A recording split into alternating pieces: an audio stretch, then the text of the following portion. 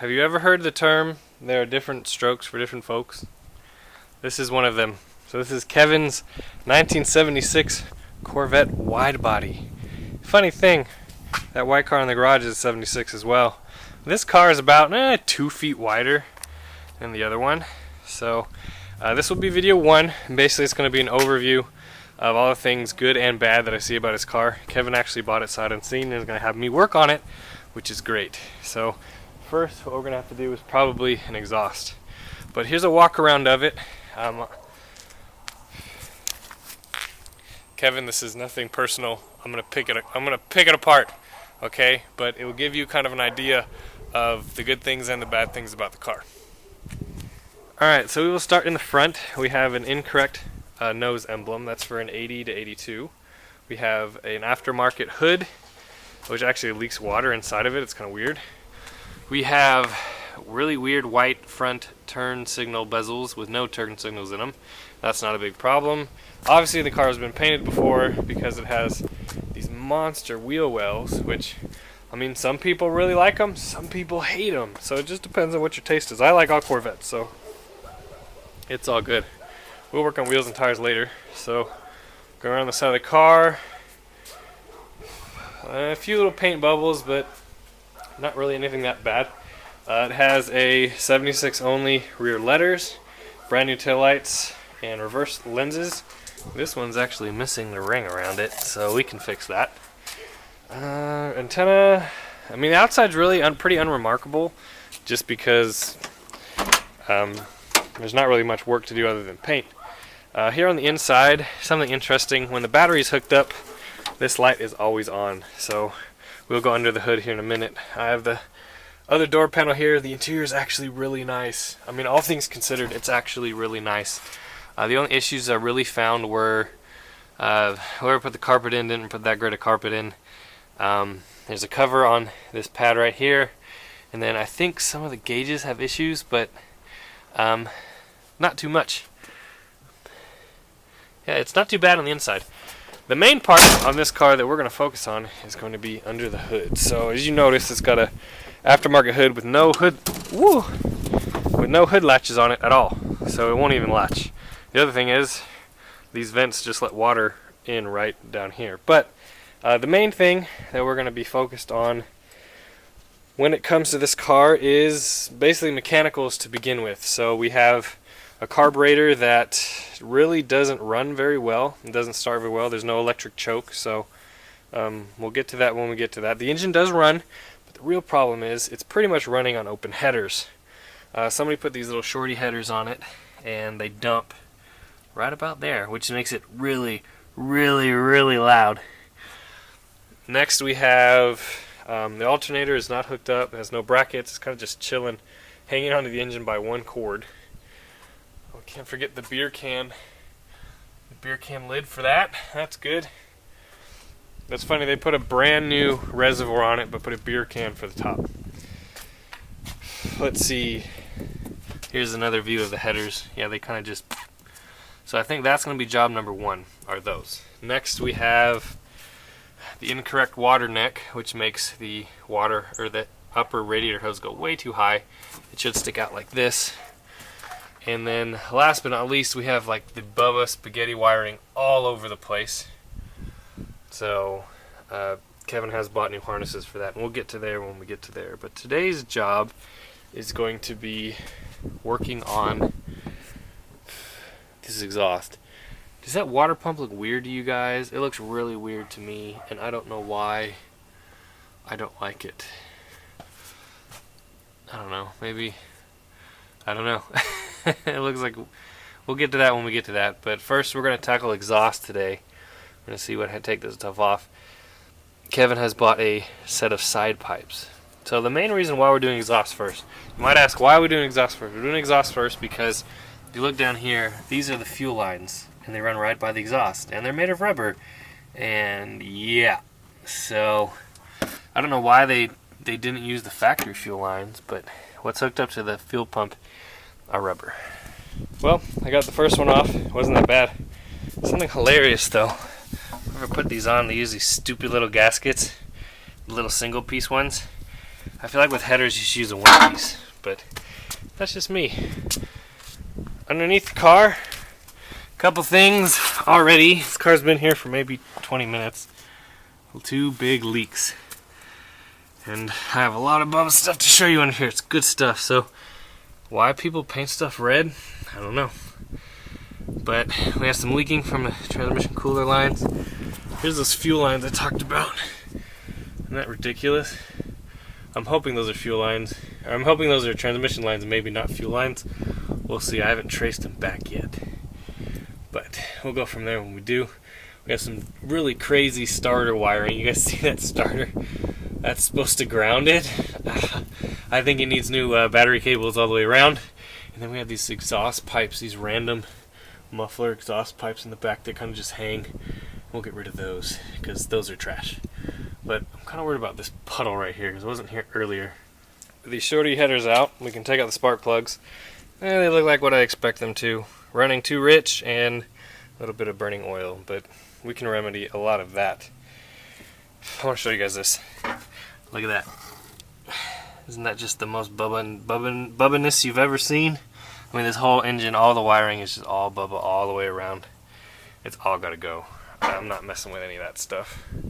But let me show you some more bubba. So those shorty headers ended, and then probably 6 inches later there was these ghetto side pipe, who knows whatty things. So I've had to cut the end off, and then I had to cut the mount on the back. It's right there, it was welded to the frame, and then there it is. Yep, just not a fan. That stuff's going straight in the trash. Alright guys, here's the replacement side pipes. Yes. So, a couple good things about this car. One, it's a non-AC car. Ta-da! So that makes it easier. I don't have to, fight any of that other stuff. Number 2 is, well, I'm gonna take care of the starter wiring now before I put the header in, just because it makes it easier. I'm kind of worried about all this, but we'll see how far down this actually hangs and how well it fits. You guys ready for some bubba-ness? Alright, so here's the this is the ground that runs from the frame. You can kind of see it right there. And it's supposed to run to the motor mount. Why they did this, I have no idea. But they had this attached to the bottom of the starter like this. And then this ground right here from this harness is supposed to attach to this part of the starter right here. So we're going to get rid of this completely, and we're going to put it together like it's supposed to be. We've run into our first headache. So do you see what's wrong with this picture? These are the fuel lines. They're hitting the pipe. Why? The fuel lines are actually supposed to run up the frame along here. They mount right here, and they go over and down to the fuel pump. Why they're on the other side and hitting the idler arm and totally in the way of what I'm trying to do, I have no idea. But they have to be moved, and I really don't think there's any other way to get out of it. So yeah, we're gonna have to move them out of the way, and then hopefully these transmission cooler lines I can leave where they're at. I guess it depends on what Kevin wants to do, but yeah, I guess I'm not surprised that the bubba-ness is already kicking my butt, but it's okay. We'll get them moved. It's just gonna make a big fuel mess. I know it will. Bubba is amazing, but I hate him. So here is the verdict. He cut these lines and added rubber right about here, and here is where this clip is supposed to go, right here. And obviously there's really not much I can do. I mean, even if I move the hoses down and the clamps down, it's still too fat to fit the clip. The clip is only made to fit just the line. So I did what I had to do. I drilled a new hole here, used a factory clip. That way these are tight, they don't move, and they don't rub, and it's the best I can do without replacing the lines that go from here all the way down the side of the car and then up to the gas tank. This way this will work, and this will get it back on the road. And you know what, the factory hard lines, they run to about here, and then they curl down to a soft line into the pump anyway, so not too worried about that. And I think this is the next best fix for this. This wasn't even hooked up, so I'm just going to leave it the way it was. They have the wrong fuel pump. There's no return line outlet to it. So eventually, if Kevin wants to, he can buy a new fuel pump.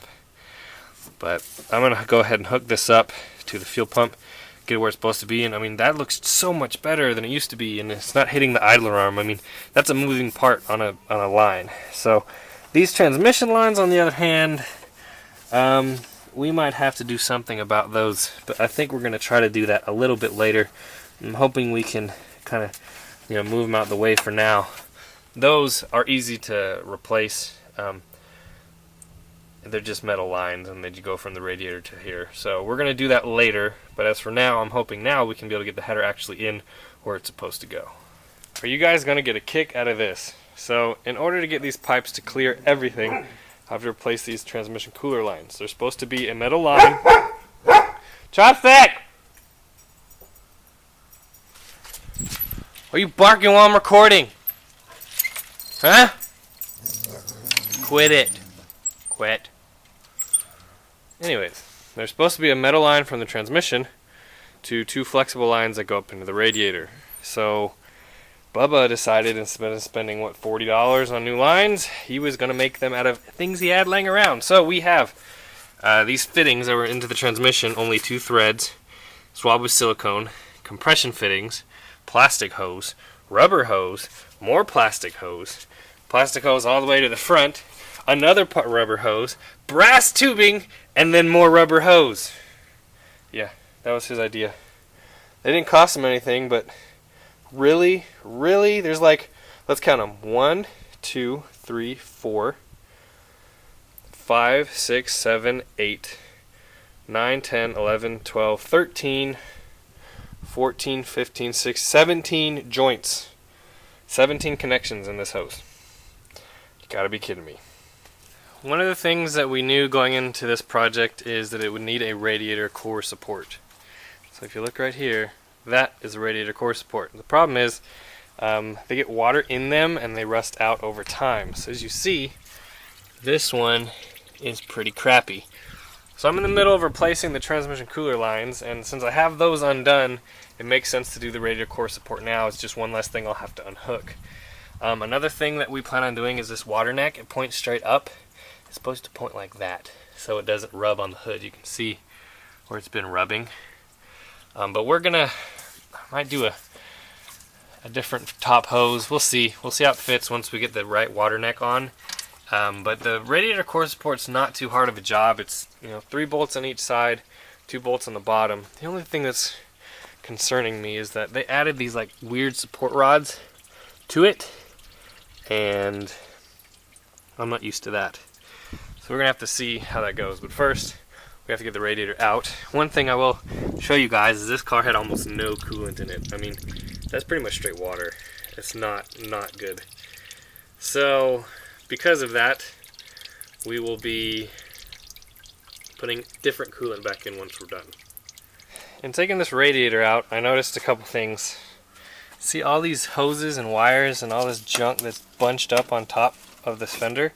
There's a little space right there, where all that stuff can pass through. But for some reason, none of it's up there. So we'll shove it down where it needs to be. We'll get this radiator out, and then we'll get the core support out.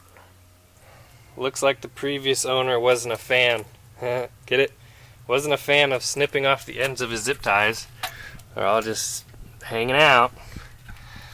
Which, okay, that's whatever. But check this out. Obviously that's not a stock radiator. Obviously the radiator was changed.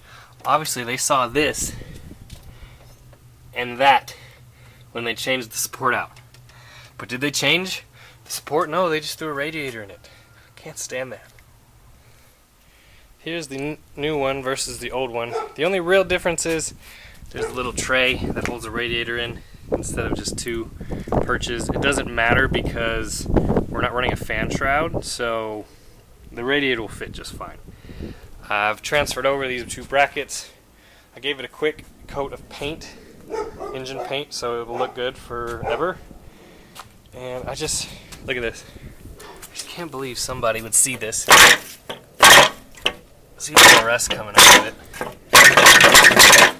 And then stick a radiator in it. It blows my mind. Actually, it gets even worse.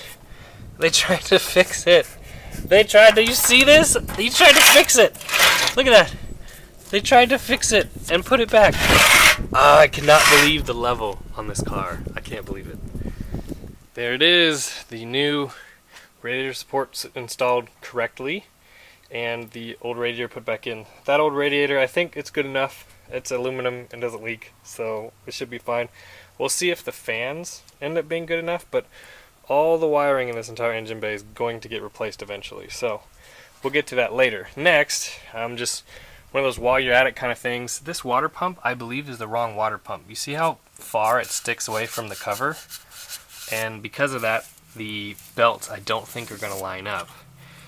We'll see. I believe that Kevin wants to throw in a new water pump anyway, since it's only 4 volts away right now. So another thing we're going to do is we're going to replace this water neck with the correct one.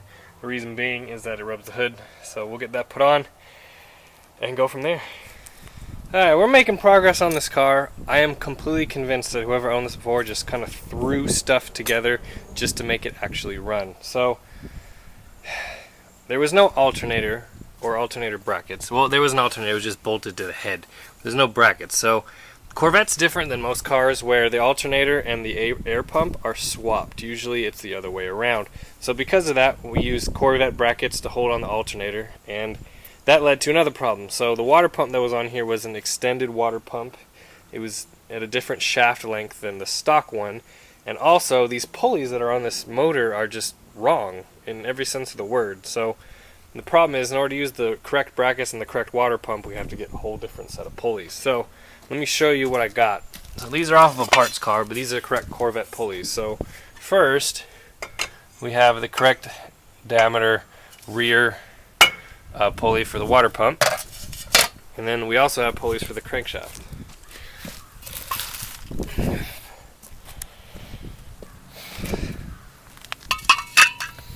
So this is a set of pulleys for a Corvette, and this is a set of who knows what for something else. But you can see, I can stand that up there, the difference, how these are going to sit. So yeah, they weren't going to work. But we'll do it right. We'll put the correct ones on, and we'll go to town, and it'll be good.